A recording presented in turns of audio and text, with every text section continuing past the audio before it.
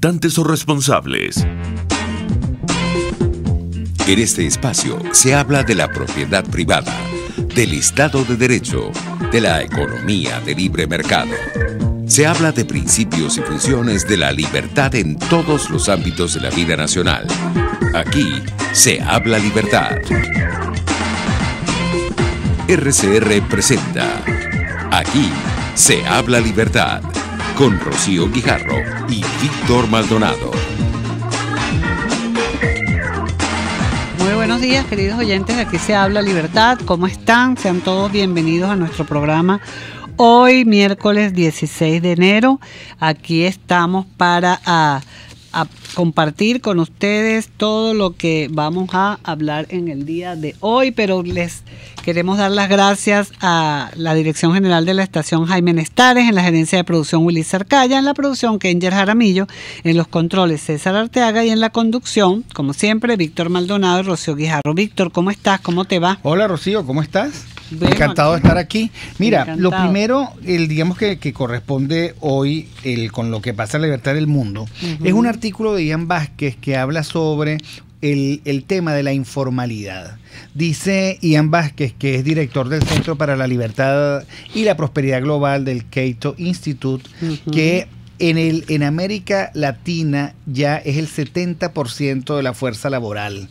Y igual ocurre en las economías emergentes, mientras que solo representa 1/3 del PIB. O sea, parte de las distorsiones con las que hay que lidiar en las economías sobrereguladas y de altos impuestos es que una porción de la capacidad emprendedora se va hacia la informalidad.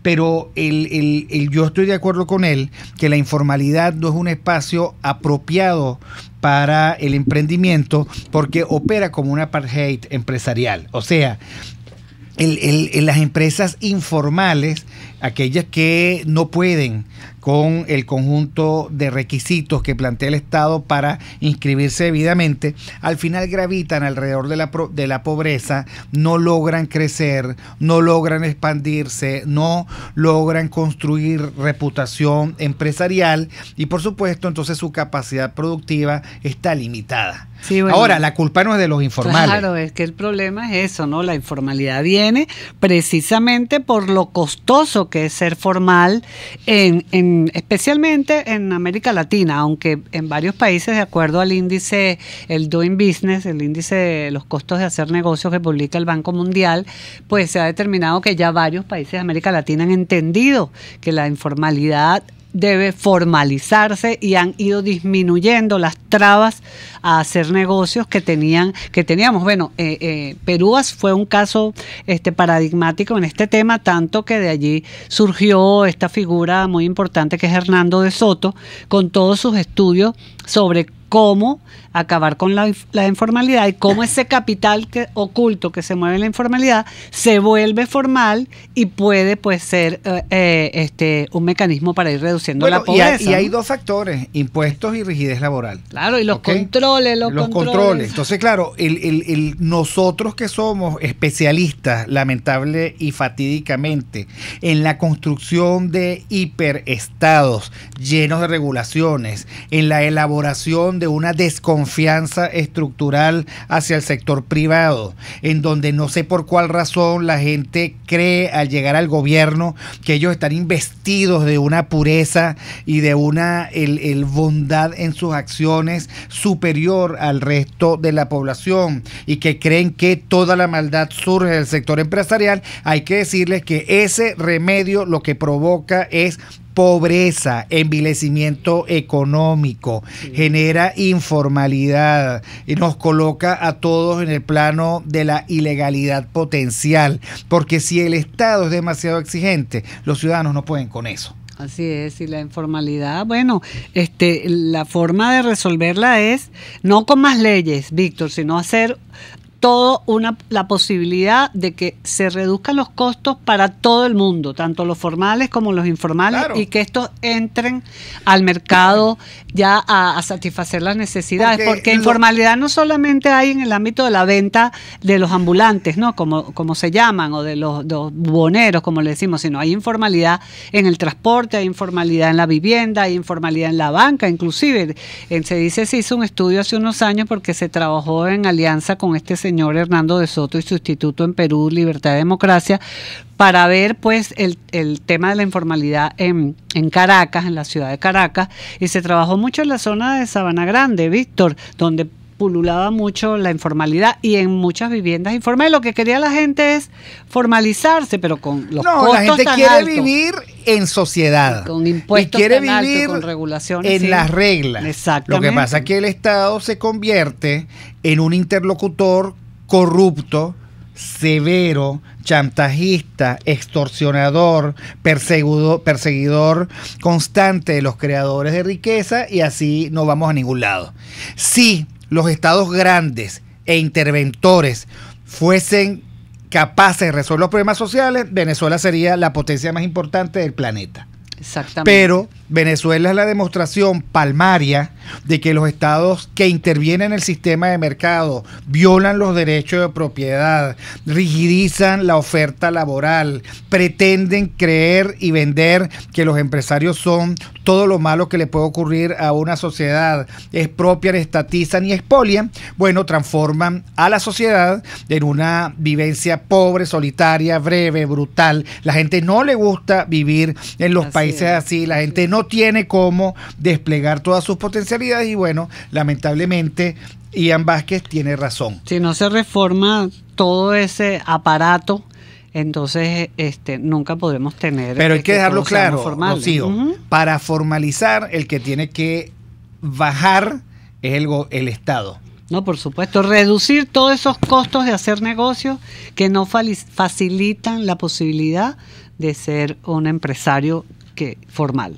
Bueno, y con esto terminamos nuestra primera sección y vamos a la segunda. El libro del día. Bueno, Rocío, yo no quiero retar a nuestros oyentes. Por cierto, saludos a nuestros 453 espectadores que en este momento están en RCR por el canal de YouTube. Maite nos manda saludos y buenos días. Saludos, Maite, desde aquí, desde la cabina. A todos ustedes, nosotros siempre muy pendientes tanto de sus comentarios como de sus críticas, que a veces son especialmente severos, pero nosotros, por supuesto, creemos en el debate de las ideas y en la absoluta tolerancia. Por eso aquí se habla libertad. Por eso aquí se habla libertad. Ahora, una cosa, Rocío. Yo no quiero retar a los oyentes, pero yo que tengo 56 años, de pequeño yo disfruté mucho de una especie de magazine, de revista en forma de librito de pequeña dimensión que se llamaba Selecciones. Claro, Selecciones de Reader Digest. Yo también lo disfruté muchísimo y me encantaba varias sesiones que tenían de adivinanzas y de chistes. Bueno, sí, por ejemplo, el tema de soy el pie de Juan, o sea, el que evaluaba las partes del cuerpo, soy el dedo gordo de Juan, soy el cuello de Juan, iba explicando, o la risa remedio infalible. Exacto, ¿Okay? Ese era buenísimo. Citas citables. Bueno, ese es un libro que me vincula con la memoria de mi padre, que en paz descanse. Bueno, lo cierto es que el maravilloso libro, el monumento liberal Camino a la servidumbre de Friedrich Hayek, comenzó siendo, según tú me relataste, Rocío, una condensación que hizo uno de los que siempre escribía en Selecciones, de Camino a la servidumbre, ¿no? Exacto, y recientemente, antier, Rocío me regaló este condensado de Selecciones de Reader Digest, Camino a la servidumbre. ¿Ok? Que tuvo un gran éxito de difusión cuando Max Eastman condensó el texto para el Reader Digest.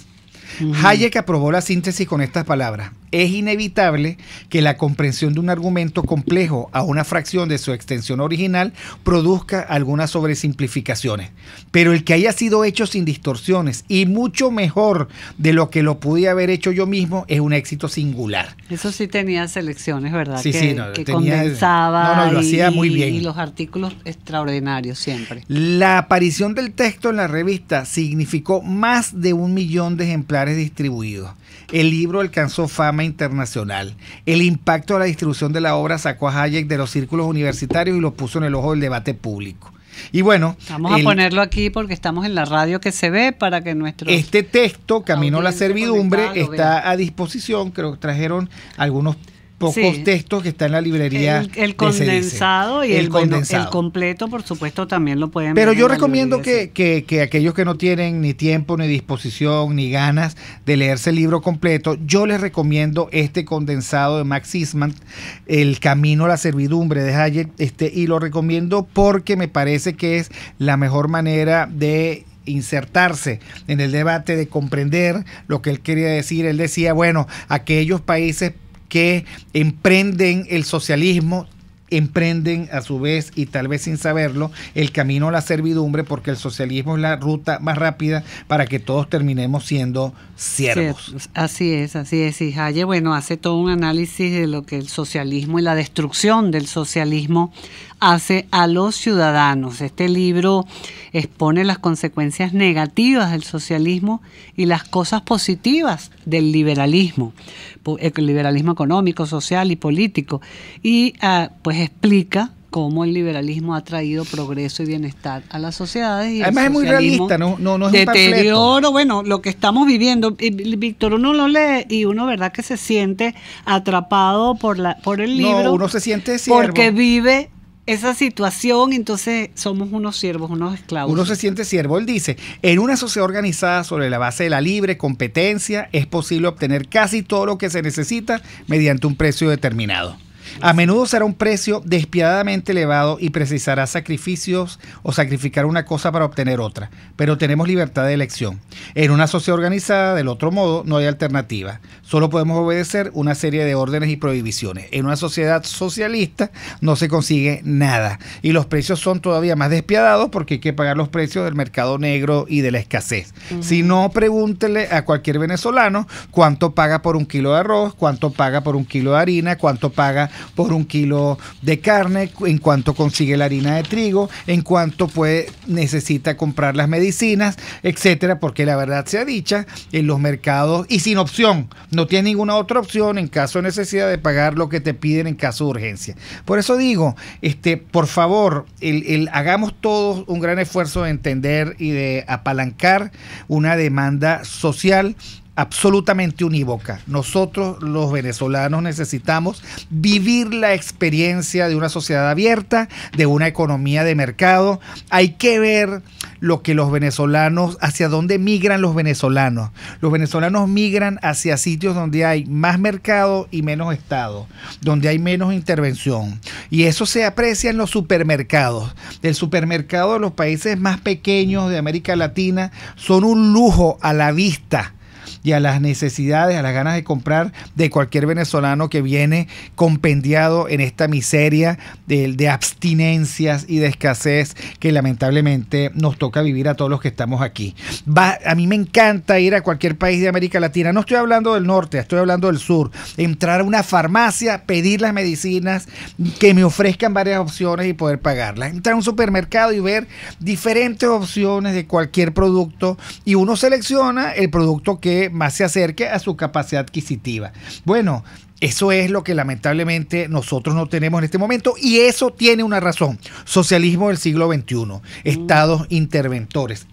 La vivencia de la servidumbre que Hayek advirtió en su libro Camino a la Servidumbre y que nosotros estamos hoy mostrando su compendio que hizo en la editorial Clásicos de la Libertad, Caminos a la Libertad, que es una editorial del Grupo Salinas de México. Sí, hoy vamos a tener algunos de este México liberal que, por cierto, está tratando de arrebatar Andrés Manuel López Obrador. Y ya saben que el socialismo no es bueno y le niega a los ciudadanos la libertad para vivir y escoger cómo quieren que sea su vida. No es bueno ni que te sonría el socialismo. Bueno, y nosotros vamos al corte. Aquí se debaten temas de interés nacional e internacional. Aquí se habla libertad, con Rocío Guijarro y Víctor Maldonado. Solo por rcr.tv, la radio que se ve. Sintonícenos a través de Periscope, @RCR750, la radio que se ve. En CAE Export no hay límites ni obstáculos a la hora de enviar tu carga, sea marítima o aérea. Puedes enviar desde palillos hasta contenedores de cualquier capacidad. Recuerda que CAE Export son especialistas en envío de cargas, consolidación, reempaque y te ofrece casilleros gratis en USA. Infórmate en USA por el 1305-514-2500. En Panamá por el 507-395-1134. En Venezuela por el 0241-775-5575. CAE Export, déjalo todo en nuestras manos. Ideas para alcanzar un país con libertad económica, democracia política y seguridad jurídica. Aquí se habla libertad, con Rocío Guijarro y Víctor Maldonado. Solo por rcr.tv, la radio que se ve. Ventanilla hacia América Latina. Bueno, en nuestra sesión de Ventanilla hacia América Latina queríamos hablar un poco sobre lo que está sucediendo en México con su nuevo presidente Andrés Manuel López Obrador, y ya tenemos en línea a la doctora Berta Pantoja, quien es la directora ejecutiva de Caminos de la Libertad, buena amiga de Venezuela y de Se Dice Libertad, y de Víctor y Rocío, que estamos aquí en el programa atentos a lo que nos puedas contar. Berta, bienvenida, y estamos bastante preocupados por lo que está sucediendo en México con el presidente López Obrador. Tiene mucha semejanza con lo que ha acontecido en Venezuela y que nos ha llevado a la situación en que estamos ahora. La verdad es que esperamos que no lleguen México, ese país tan importante, tan grande, tan maravilloso, a lo que está sucediendo en Venezuela. Bienvenida, Berta. Te saludamos Víctor y Rocío. Muchas gracias, Rocío. Muchas gracias, Víctor. Muchas gracias a todos. También en México hay el 43% de la población que no votamos por López Obrador. También estamos muy preocupados y no dejamos de ver las similitudes en algunos pasos de lo que ocurrió en Venezuela, y no quisiéramos que pasara eso en nuestro país. Hemos tenido en las 2 últimas semanas un desabasto de gasolina en 17 estados de la República.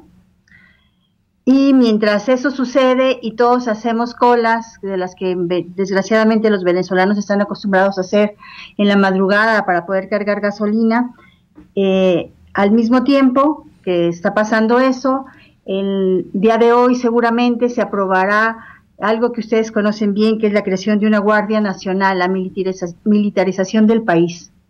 Es un paso muy parecido al que tuvo el presidente Chávez en su momento. A las recomendaciones de la ONU, de la Comisión Internacional de Derechos Humanos, etcétera, eso no han importado. La Guardia Nacional va adelante. También a partir de hoy, seguramente también la Cámara de Diputados aprobará la prisión preventiva sin derecho a fianza. Otra vez algo que ustedes conocen. Y algo que también en Venezuela se conoce: inició ya la entrega de dinero del gobierno. Se le va a entregar a jóvenes de 18 a 29 años que no estudian ni trabajan una beca para ser capacitados. Se le va a entregar una cantidad mensual a los adultos mayores de 68 años. También a partir del sábado pasado se empezó a entregar una cartilla moral a las personas, a los adultos mayores, para que con la idea de que la compartan con su familia y tener una revolución moral en México. Hay cuestiones económicas preocupantes, como la cancelación del aeropuerto, con la pérdida de eso significa.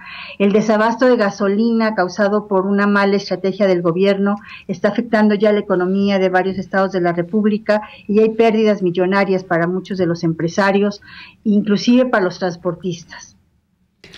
Ahora, increíble, Berta, porque efectivamente todo eso forma parte de los primeros 100 días de la entronización de los socialismos del siglo XXI.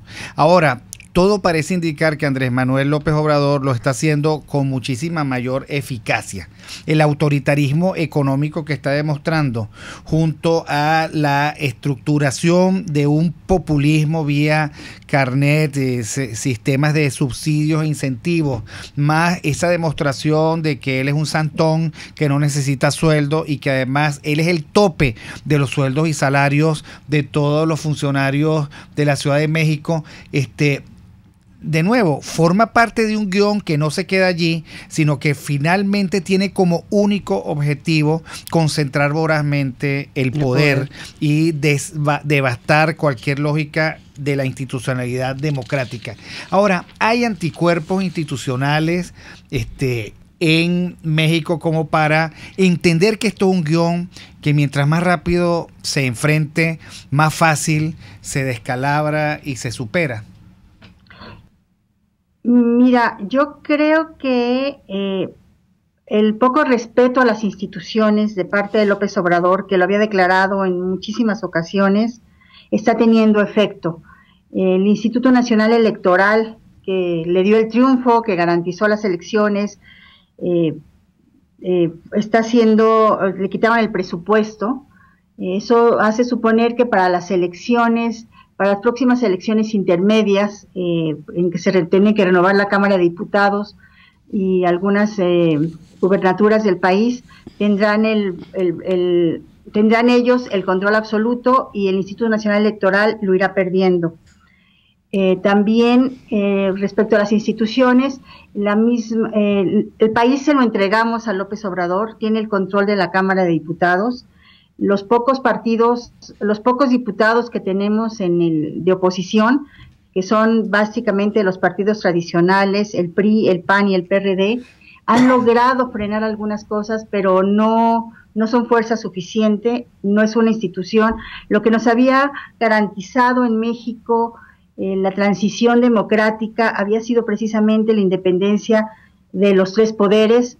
Ahora no la tenemos, la estamos perdiendo. Nos queda el Poder Judicial, que ha sido muy atacado por López Obrador y por la gente que le rodea, y entran a la Suprema Corte de Justicia ya personas afines a él, igual que al Banco de México, que es otra de las instituciones que López Obrador ya nos dijo que si fracasa su plan económico será por culpa del Banco de México, que eso es una amenaza, creemos, a la autonomía del banco. Entonces, las instituciones mexicanas que creíamos fuertes no son tan fuertes y no son un garante de que eso pueda suceder. Lo que ha demostrado Morena es que va por todo, que no es un partido, que es un movimiento y que todas las ideologías que puedan tener algún punto en contacto con López Obrador son bienvenidas. Creemos que también en algún momento los diputados de oposición pueden pasarse, igual que se pasaron los del Partido Verde Ecologista, del lado de Morena, y entonces darles ya la mayoría absoluta en la Cámara de Diputados. Sí, caramba, de verdad que uno escuchándote ve tanta similitud a lo que Venezuela ha vivido durante 20 años, Berta, y bueno, nos solidarizamos con ustedes porque no queremos que lleguen a esto, porque además, bueno, yo creo que ustedes tienen también una institución muy fuerte que es el Tratado de Libre Comercio con Estados Unidos. Eso de repente puede ser un muro de contención ante todas estas cosas que pretenda hacer el señor López Obrador. ¿Qué opinas tú? Pero está Trump del otro lado, que tampoco es una garantía. El Tratado de Libre Comercio podría ser un freno, sí, pero por otra parte este nuevo tratado no se ha firmado y no se ha aprobado en ninguno de los congresos, Rocío. Ahora, no sabemos... ¿Perdón? Lo que me parece muy importante también defender como sea el bastión del Tribunal Supremo de Justicia o de la claro. Cuando se pierde la independencia del Poder Judicial ya se entrega el país al totalitarismo. Eso nos ocurrió a nosotros lamentablemente demasiado temprano y desde allí se envilecieron el resto de las instituciones. Ojalá, digamos, tengan los partidos el democráticos, independientemente de sus diferencias, capacidad de acordar, por lo menos defender ese bastión y de exigir de cualquier manera que el Poder Judicial sea independiente y sea capaz de frenar la embestida contra el Poder Legislativo y algunas instituciones del área económica. Eso esperamos, pero ya fue sustituido uno de los ministros por un ministro que acaba de entrar hace 2 días o 3 días, y es una persona ya afín a López Obrador. Tienen que cambiar por la misma estructura de la Suprema Corte de Justicia otros 2 ministros, que es una terna que propone el presidente y que elige el Senado. El Senado, como ustedes saben, está en manos de Andrés Manuel López Obrador. Entonces es complicado, estamos preocupados, vemos las similitudes con Venezuela. A mí me fastidia mucho que cuando cada vez que uno externa la preocupación y les dices que así fue Venezuela, recuerden que así fue Venezuela, y que nos dicen, bueno, pero México no es Venezuela, y la respuesta siempre es, pues tampoco Venezuela era Cuba. Entonces, estamos preocupados. Yo no veo fácil que se mantenga la independencia de la Suprema Corte de Justicia. Bueno, desde aquí, por supuesto, estaremos pendientes. Yo creo que en América Latina toca hacer una alianza antitotalitarismo y antipopulismo, y esperamos que reaccionen pronto y bien las instituciones mexicanas. Queremos muchísimo a nuestros amigos mexicanos y bueno, les deseamos lo mejor. Así es, Berta. Muchísimas gracias por estar aquí pendiente ustedes, y un abrazo. Un abrazo solidario a Venezuela. Nos apena muchísimo la posición del gobierno mexicano ante el gobierno ante la posición ilegítima del presidente Maduro.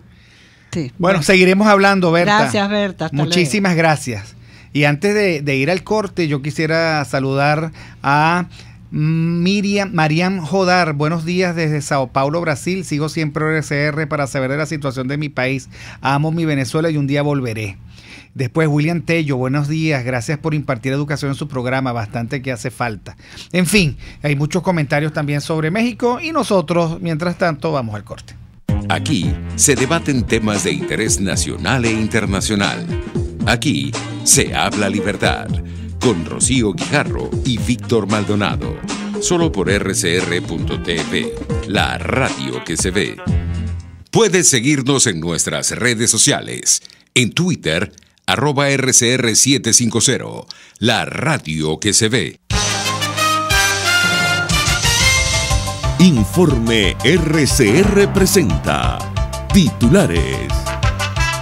El diputado Biagio Pilieri, jefe de la fracción parlamentaria 16 de julio, reiteró el respaldo de este grupo de parlamentarios al acuerdo que alcanzó la Asamblea Nacional de declarar a Nicolás Maduro como usurpador de la presidencia de la República, aunque hayan salvado su voto.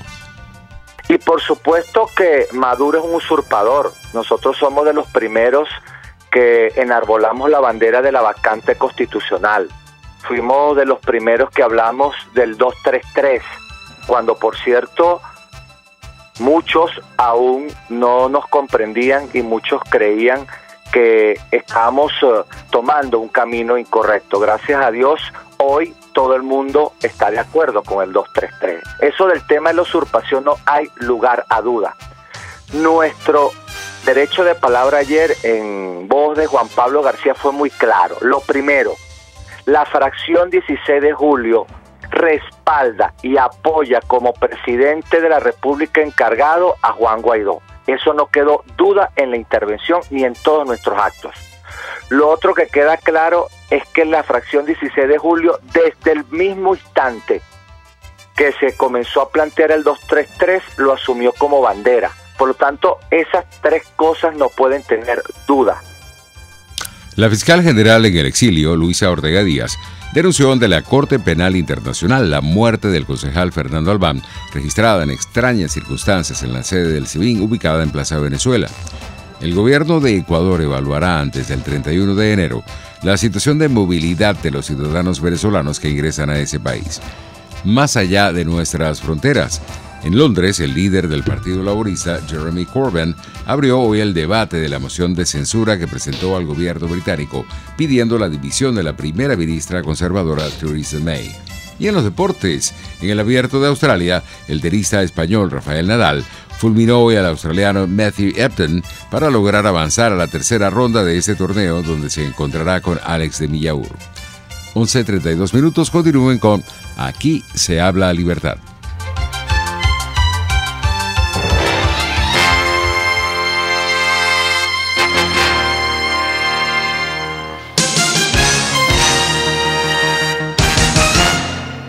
Nelson Mandela.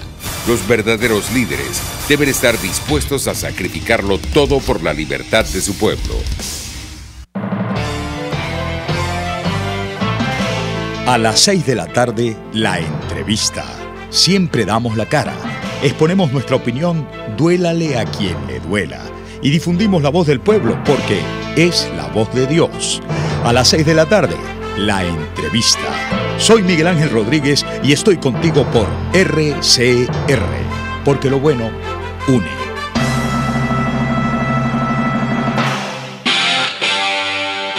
RCR 750 AM. Porque lo bueno une. Usted está escuchando Aquí se habla libertad con Rocío Guijarro y Víctor Maldonado. Síganos en Twitter y Periscope, @RCR750. La radio que se ve. Debatamos sobre la libertad. Bueno, y en Debatamos sobre la libertad, creo que tenemos ya en línea al doctor Gustavo Villasmil. Lo estamos localizando porque sí queríamos tener una voz autorizada. El doctor Villasmil, además de ser médico, profesor de la Universidad Central y doctor en estudios políticos, es el coordinador de residentes del Hospital Clínico Universitario. Esto lo asumió él como una parte de su vocación como médico y queríamos que nos cuente bien qué es lo que pasó, lo que está pasando en el Hospital Clínico Universitario, que bueno, estuvo hace pocos días, 3, 4 días, un apagón y bueno, los médicos estaban operando y total que no pudieron continuar operando y hubo como 5 personas que fallecieron allí en el hospital. Esto es inaudito, es que cada cosa que pasa en este país es insólito, delirante, inaudito, como diría la gente, ¿no? Además muy trágico porque pisos abajo se estaban muriendo niños, ¿no? Y arriba el director horrible. Tenía una rumba con bailarinas, con una estética del desparpajo, la corrupción, la vileza, absolutamente. Por cierto, saludos aquí a Mingo, el viejo y querido amigo Mingo que anda por aquí. Yo no sé, lo estoy viendo mucho por RCR, no sé qué pasa, pero estamos atentos a las noticias. Mingo, si vuelves a tener micrófono, recuerda que el primero que deberías entrevistar es a mí para seguir la tradición, ¿ok? Así que estamos pendientes. Bueno, doctor Villasmil, estamos muy preocupados porque si eso es lo que se ve, quién sabe qué es lo que no se ve, que será peor, ¿no? Un gusto, Víctor, Rocío. Por cierto, que si lo ves, a mi buen amigo Mingo, con quien tuve yo el honor de inaugurarme como locutor con un espacio que había en la Fenecida Mágica, que se llamaba Las Voces del Hospital. Dile ahí a mi parte, volverán, nunca nada callará las voces del hospital, porque son las que están denunciando eso a lo que tú te referías hoy, que es la catástrofe sanitaria venezolana, sobre la cual pues habría mucho que decir, y yo quisiera, sin embargo, proponerle a la audiencia dos reflexiones muy particulares, muy en específico. La primera tiene que ver, Víctor, Rocío, con una tragedia venezolana largamente anunciada, que es la tragedia encarnada en la deficiencia, en la precariedad de su gerencia pública. Esto no podemos decir que es un problema que haya surgido con la llamada revolución, porque es un problema muy antiguo. En Venezuela, la concentración de talento médico, sanitario, dedicada a la administración de los sistemas de salud, siempre fue muy baja, distinto de otros países donde son los mejores de las promociones, los que se forman y se entrenan en todo lo que tiene que ver con el manejo de una organización tan compleja como es la organización de un hospital. No, en Venezuela es todo lo contrario. Generalmente los que estaban al frente, con notabilísimas excepciones que pudiéramos nombrar incluso, pero generalmente uno veía, sobre todo en el interior del país, que quienes estaban al frente de muchas de estas organizaciones eran los peores de la clase. Bueno, ahí están las consecuencias. El hospital se queda sin luz con todo lo que de ello se derivó, una cosa que además se anunció, y yo remito a cualquier interesado a la cantidad, a toda la correspondencia que se cursó desde las jefaturas de departamento, con los problemas de luz, con los problemas de agua, con los problemas de suministro, pero una gerencia de medio pelo, una gerencia amateur, una gerencia, bueno, que monta un show. Por cierto, comparto contigo esa percepción, ese juicio, Víctor, de una estética deplorable en todo sentido. Pues bueno, privilegió esas cosas antes que algo tan básico como los servicios en red. Ahí están las consecuencias.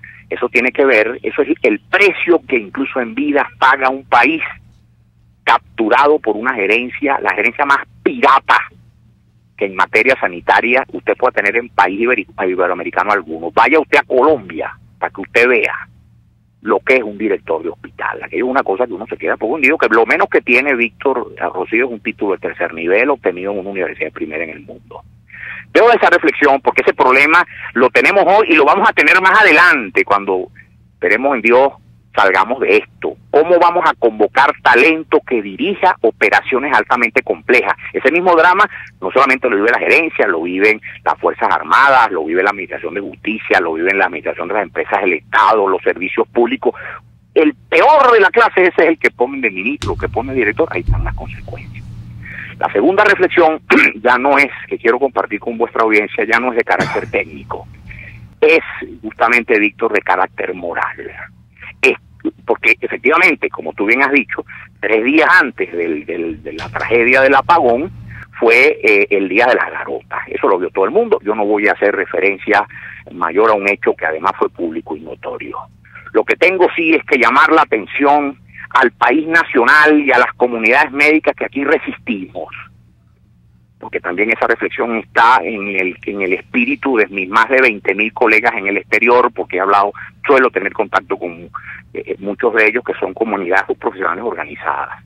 A lo que está atendiendo esto es a eso que el gran Leonardo Padura, el narrador cubano, deberíamos hablar de sus libros alguna vez que yo les visite, definió en su último texto, que se llama La transparencia en el tiempo. Es la abdicación de toda forma de decencia social, estimada audiencia. Es terrible porque esto no hay ayuda humanitaria que lo provea. Es la claudicación de toda norma de carácter ético que regule la relación entre las personas, entre las instituciones. Es la expresión, como lo dice casi que creo textualmente, cito a Leonardo Padura, es que en esta sociedad macerada por la miseria, lo único que ha terminado por florecer es la peor de todas ellas, que es la miseria humana. Esa escena que de manera tan general resume Víctor, de un bochinche, además es patético en todo sentido, cuando en la planta de arriba había gente agonizando por falta de un insumo elemental, creo que retrata redondamente, completamente, la catástrofe moral que, como en la Cuba del periodo especial, después que se fueron los rusos y antes de que apareciera Chávez, pues destruyó, dice Padura, que irremisiblemente a la sociedad cubana, y que ahora amenaza con destruir irremisiblemente a la sociedad venezolana, cosa que yo no estoy dispuesto a permitir. Por eso estoy aquí extenuado de las 2 clases que he dado hoy, y todavía me queda el día completo, como dicen, to go, porque en ello va mi esfuerzo incluso físico, estimados amigos, estimada audiencia, es en dar la lucha más encarnizada en un terreno que está siendo olvidado incluso por nuestra alta dirigencia política, que es la batalla moral, que está aquí cantada entre fuerzas para quienes, expresiones políticas, personales, de quienes no tienen ningún miramiento ante los deberes a los que han sido llamados por un lado, y los que por otro lado creemos que el país decente y sus banderas tienen que volver a renacer. Yo dejo para la reflexión de vuestra audiencia, de mis colegas sobre todo, pero de Venezuela, todos los que tengan a bien tomarme estas consideraciones, las dos fotos. La foto de mi hospital en penumbras porque se fue la luz, porque nadie se ocupó, los gerentes del cargo, de los temas de mantenimiento básico y elemental, y la foto de 3, 4 días antes de unas garotas, vamos a llamarla así con respeto a la lengua de Pessoa, de unas señoras o de unas pobres mujeres semidesnudas, divirtiendo de un modo en un sibaritismo de pacotilla a unos tipos que no se ocupaban de aquello para lo que fueron nombrados. Esa es la tensión en la cual yo invito se inscriba la reflexión que necesitamos para un país que necesita desesperadamente salir de esto. Ahora, doctor, hay algo que a mí me llama la atención. En un país como este, cómo el Estado le da la espalda a lo mínimo indispensable para que un hospital no termine siendo la oportunidad de la muerte, sino que, como debe ser, sea la oportunidad para la vida y la salud. ¿Cómo es eso que se va la luz, no hay plantas eléctricas de respaldo, se van muriendo los pacientes, no se declara emergencia? O sea, ¿cómo se vive eso? Bueno, yo te pudiera decir, y quedaría bien, que es un problema de carácter técnico, es un fallo, es una falencia, una debilidad de la gerencia a cargo. Pero por Dios, Víctor, es que es mucho, pero que mucho más que eso. Esa es la expresión puntual, vívida, tangible, de un proceso político, de un programa político, como es el de la famosa Revolución Bonita, que en tanto que de carácter marxista ha decretado o tiene claro que ese no es su problema. La revolución no vino a curar a nadie, estimada audiencia. El marxista, no hay tal cosa, y quiero citar, Rocío, a nuestro gran y querido Emeterio Gómez, cuánto lo recuerdo en estos tiempos y cuánto le agradezco, por Dios, porque fue el que me lo dijo. No hay tal cosa como una ética marxista. El marxista viene a coronar la revolución proletaria del mundo y bla, bla, bla, y todas las cosas que nos han dicho en toda la vida. Si en ese trance, si en ese trajinar se muere la mamá de uno o el hijo del otro, bueno, mira, esos son daños colaterales, pobrecito. El marxista se cree prejustificado moralmente porque él es el que viene a realizar la gran causa de los pobres. No importa que llene las morgues de los hospitales de ellos. Por eso es que yo denuncio por falsos y por hipócritas, por tartufos a los marxistas de este país y a los que están en el campo sanitario particularmente, porque ellos saben muy bien, y de eso está documentado en todos los estudios que hemos hecho. Quiero citar Encuesta Nacional de Hospitales, que señaló hace como un mes el carácter crítico del tema eléctrico en los hospitales, entre otras documentaciones técnicas del caso. Ellos saben de qué se les está hablando, no son tontos. Lo que pasa, Víctor, Rocío, es que eso no es un problema para ellos, eso a ellos no les importa. ¿Por qué? Porque ellos no vinieron aquí, la revolución vino a coronar un programa político, no vino a restituir la salud de nadie. Por esa razón, aquí no puede haber consideraciones que hacer en el terreno ético, como no sea la superación de esta catástrofe que ya se está traduciendo en vidas perdidas.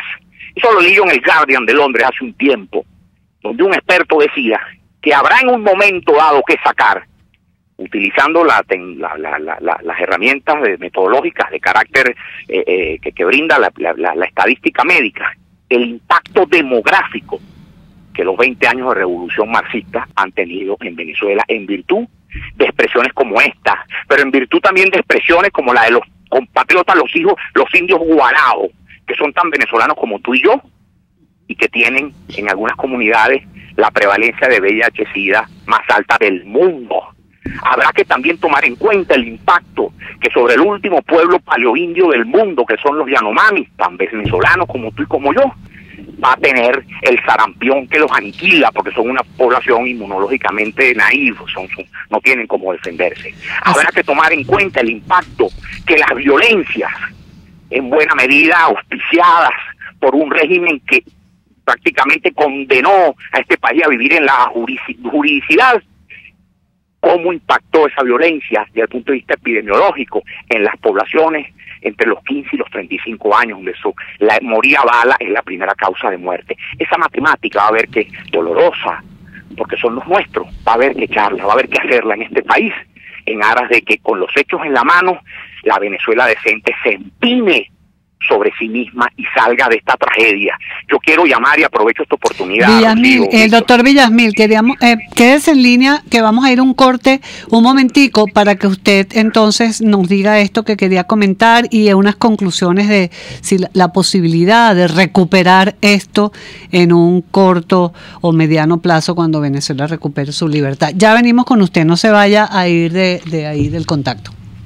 Aquí se debaten temas de interés nacional e internacional. Aquí se habla libertad, con Rocío Guijarro y Víctor Maldonado. Solo por rcr.tv, la radio que se ve. Puedes seguir nuestra programación a través de rcr.tv, la radio que se ve. En Global Therapy, Centro de Rehabilitación Física, aplicamos tratamientos personalizados para todas las edades con equipos de última tecnología que te aseguran una rápida recuperación. Atendemos esguinces, fracturas, lesiones deportivas, desgarros musculares y lesiones de rodilla. Búscanos en el Centro Comercial Multiplaza Paraíso, nivel empresarial 2. Teléfono 0212-461-9370. Global Therapy y despídete del dolor. Moisés Naim en Efecto Naim. Hola, soy Moisés Naim desde Washington. Conéctese a rcr.tv. También nos puede seguir por @Efecto Naim en Twitter. Y estamos en Facebook y en Instagram. Y no olvide que puede disfrutar todos los contenidos del programa cuando usted quiera, suscribiéndose a nuestro canal de YouTube. Nos vemos en la radio. Los miércoles y viernes a las 7 de la noche. Solo por RCR 750 AM. Ideas para alcanzar un país con libertad económica, democracia política y seguridad jurídica. Aquí se habla libertad. Con Rocío Guijarro y Víctor Maldonado. Solo por rcr.tv, la radio que se ve. Y continuamos con el doctor Gustavo Villasmil para que nos comente entonces qué posibilidad habría de salir de esto si la situación en Venezuela escoge el camino de la libertad y qué posibilidades habría de recobrar sobre todo eso que usted planteaba de la quiebra moral de un país. Adelante. No puede haber en regímenes de esa naturaleza, el caso soviético, de Europa Oriental, el caso cubano, por Dios, sobre todo, nos lo demuestra claramente en la historia. No hay espacio para enarbolar las banderas de la decencia en el marco de una sociedad comunista, simplemente porque la gente está tan atareada tratando de sobrevivir que, por supuesto, las consideraciones debidas al prójimo dejan de operar, dejan de existir. Siempre me gusta acotarlo, así esta mañana en alguna clase acá en la Escuela de Estudios Políticos, que el gran Adam Smith, antes que El origen de la riqueza de las naciones, que es el texto por el que más se le conoce, La mano invisible y tal, no es un dato menor, no casualmente se ocupó de escribir antes una teoría sobre los sentimientos morales. Sí.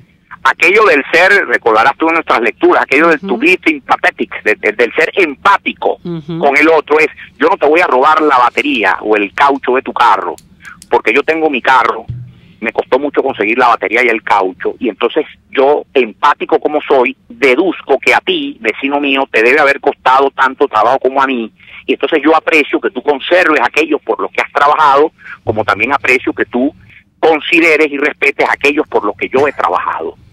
Y ese es un elemento central, fundamental en la ética de las sociedades libres. Por supuesto que aquel a quien que disfruta de bienes y de ventajas por las que no trabajó, porque simplemente tuvo recursos al alcance porque ocupó una posición pública, yo no le puedo ir a pedir solidaridad ni empatías con nadie, simplemente por eso deja de importarle. Motivo por el cual empiezo por decir esto: en Venezuela es implanteable cualquier intento de superación ética como sociedad, como república, al fin y al cabo, en este contexto comunista, simplemente porque es incompatible. Es como si yo tratase de sembrar papas en la luna, no dice, bueno, hay oxígeno, falta algo sin lo cual la ética no puede respirar, que es la libertad. Esto como elemento muy grandote, muy general. Ahora, en lo particular, desde el punto de vista de mi administración personal, la administración de mis esfuerzos y de mis dedicatorias, de mis dedicaciones, yo personalmente les digo a que voy a estar dedicado en el tiempo por venir. Y es a dar testimonio de esto que aquí les digo, estimados amigos, todos los días a la cabecera de los enfermos, con ellos, con el personal a mi cargo, con mis estudiantes. Este día y todos los días, que es extenuante, bueno, descanso un poquito, me tomo un café Ferrero y sigo, porque en Venezuela, repito, sin volver a enarbolar la bandera de lo ético, de lo decente, en Venezuela no hay futuro. Así empecemos a bombear petróleo, que me han dicho que en mi Zulia natal hay más petróleo todavía que el que hay en todas las reservas conocidas en buena parte del mundo, y me han dicho que renaceremos, que habrá un milagro económico venezolano. Nada de eso va a ocurrir, que pudiera ocurrir, pero nada de eso va a ocurrir si en Venezuela, primero que nada, no recuperamos los blasones de la Venezuela decente, empática con el otro, todo lo cual deja de tener sentido cuando el país se convierte, como lo tenemos hoy en día, prácticamente en una piñata a la cual pues los más audaces, los más aptos, dentro de cierta lógica, pues se disponen a darle el mejor palazo que puedan en su propio provecho. Eso es lo que estamos viendo, esa es la ética de los enchufados, si es que hay tal cosa, esa es las éticas de los factores, las camarillas de poder que nos tienen aquí pasando hambre. Es simplemente que le saco yo a este país, a mí no me importa lo que pase con el que está al lado. Entendamos que las naciones libres y prósperas en el mundo están fundadas justamente en lo contrario, en principios contrarios a esto que aquí estamos viendo. Ahora, esa Gustavo, es la labor, al menos yo, a lo que me voy a dedicar el tiempo que me reste. Bueno, Gustavo, pero allí estás tú, eres profesor, eres médico de hospital, estás disponible siempre para prestar ayuda y colaboración. Una vocación altísima. Yo doy testimonio de que tú, que eres venezolano, eres así, pero además que hay muchos venezolanos. Mira, Gustavo, las universidades ahorita están abiertas porque hay muchísimos profesores que, independientemente de lo que les paguen, están yendo a dar clases y están ocupándose de sus alumnos. Lo que nos dice Alexander Campos en los barrios es que no hay muertes masivas por hambre porque lo poco que tienen lo comparten. La verdad es que la empresa privada, lo que está ocurriendo es que además del sueldo da todo lo que puede dar para que sus empleados puedan sobrevivir esta masacre programada desde el socialismo del siglo XXI. Y eso es muy alentador, porque si bien es cierto, este país, el gobierno se lo tomó una claqué absolutamente cruel e indiferente con lo que ellos mismos provocan. La verdad es que parte de la resistencia que hay que narrar de esta sociedad es precisamente la resistencia fundada en la solidaridad. Y nada que decir de aquellos que se van con una mano adelante y otra atrás para volver a devolver a Venezuela alguna remesa porque aquí quedó la abuelita o la mamá. Claro. O sea, esta es una lectura del dolor, de una tragedia que se vive con dolor. Y bueno, seguro que tú estás lleno de cuentos de lo que ocurre en los hospitales, para conseguir una pastilla, etcétera, etcétera, ¿no? Y por eso tengo fe en lo que hago y en lo que digo, porque yo soy un testigo cotidiano de la potencia que la Venezuela de bien todavía ejerce. Cuando uno tiene aquí un paciente, cuando uno ve a alguien, no, mire, es que mi hija que está allá en el Perú ya me mandó la pastillita, porque no es digamos, en términos cambiario o a razón del cambio actualmente vigente para aquella moneda, es un desembolso importante. Más de la mitad largo de las familias en Venezuela, para efectos de medicamentos y de alimentación, dependen de ese aporte de la llamada diáspora, que es casi un 12% de nuestra población. Esa historia, esa es la épica, ese es el verdadero paso de los Andes, del cual yo le hablaré a mis hijos. Hay que reivindicarla, hay que escribirla, en este momento tenemos que vivirla con fe en que va a venir un tiempo mejor, pero no va a venir de gratis. Por aquello que decía Milton Friedman, no hay almuerzo gratis, no habrá un país mejor porque lo encarguemos por internet. Hay que vivirlo, hay que sufrirlo, hay que secretarlo como una glándula y eso es un proceso que no se vive sin dolor. Ahora, yo he decidido, una decisión de vida, vivirlo aquí, comerme las verdes aquí con los míos, hasta donde sea materialmente posible. Hasta ahora, bueno, vamos como en el béisbol, inning por inning, y hasta ahora hemos podido llevar las cosas, y así pido a Dios, es lo único que pedí para este año, que pueda seguir siendo, porque repito, ese proceso nadie nos lo puede abreviar, nadie nos lo puede vivir por nosotros, tenemos que vivirlo nosotros mismos. La Venezuela de bien no tiene nada que ver con esto que estamos viendo. Por eso yo espero que mis colegas, con sus grupos profesionales allende, en otros sitios en Caracas y del país, pero también los tenientes de los pelotones, pero también los gerentes de los bancos públicos, también los jefes de unidades en las empresas públicas, todo el que tenga a su cargo gente desesperada hoy buscando medicinas para la mamá o pan para los hijos, está en el deber de empinarse moralmente sobre esta catástrofe, sobre este asco, Víctor, que estamos viviendo, en aras de poder sacar lo mejor de cada cual. No hay otra materia prima para construir un país decente. Bueno, muchísimas gracias, Gustavo Villasmil, médico de hospital. Y bueno, nosotros nos despedimos ya. Hasta aquí llegó Aquí se habla libertad, hoy 16 de enero, en la dirección general de la estación Jaime Nestares, en la gerencia de producción Wilip Sarcaya, en la producción Kenyer Jaramillo, en los controles César Arteaga y en la conducción Rocío Guijarro, y quien les habló también, Víctor Maldonado. Hasta el viernes. RCR presentó Aquí se habla libertad, con Rocío Guijarro y Víctor Maldonado, solo por RCR 750 AM y RCR.tv, en Twitter y Periscope, @RCR750, la radio que se ve. RCR 750 AM, porque lo bueno